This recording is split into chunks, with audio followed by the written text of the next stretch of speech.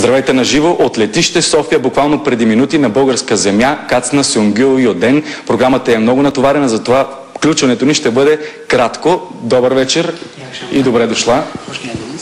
Всяка вечер през седмицата вие приковавате 1,5 милиона зрители пред екрана. Вие, вашата съдба в сериала Перла.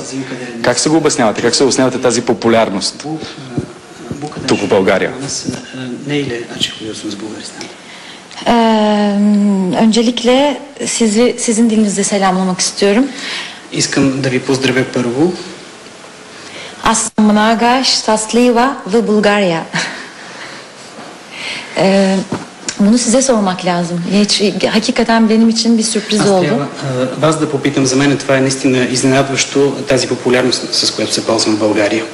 На какво се дължи? По-скоро вас трябва да попитам. Може би защото е много добър сериал или са ни много близки историите и на страните ни, като съседи.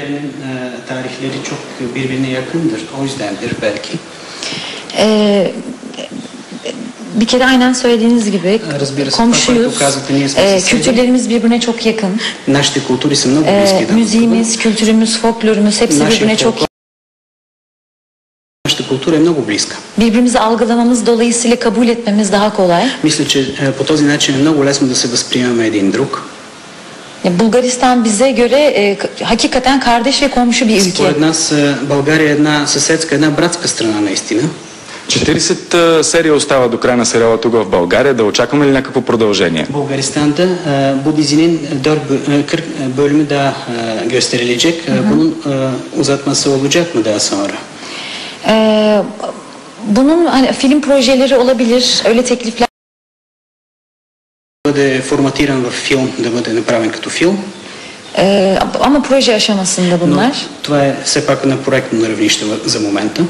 İkimizin de yani dizideki diğer arkadaşların da başka işleri var, başka dizileri var şu anda. Ние имаме ангажименти в други сериали, и аз, и Каванчи, и другите хора, които участват в този проект, така че се съобразяваме и с тях. Заедно ще ви видим ли някъде с Мехмед, друг сериал? Birlikte başka bir dizide sizi tekrar birlikte görebilecek miyiz? Olabilir. Sürpriz. Да, това ще бъде изненада. Добре, а какво знаете за България? За първи път сте тук? Bulgaristan hakkında ne biliyorsunuz? İlk kez buraya geliyorsunuz. Bulgaristan hakkında ne biliyorum? Çok sıcak insanları olduğunu. Какво знам за България? Че това са много топли хора. Mutfağının çok güzel olduğunu. Че кухнята е много хубава. Pideye pide dediğimizi sizin de bizim de. Че наричате питката питка, както и ние също. Много общи думи имаме наистина. И че хората келимemiz var gerçekten. Evet, öyle. Да, така е наистина. И обща съдба като народ. Добре. В финала на прякото ни включване да кажа, че утре може да гледате Сюнгюн Йоден в Dancing Stars 2, където тя ще вземе наистина дейно участие. Тя ще има и 30-минутна пресконференция, а освен това може да я гледате и като специален гост в шоуто на Слави. Това е от нас.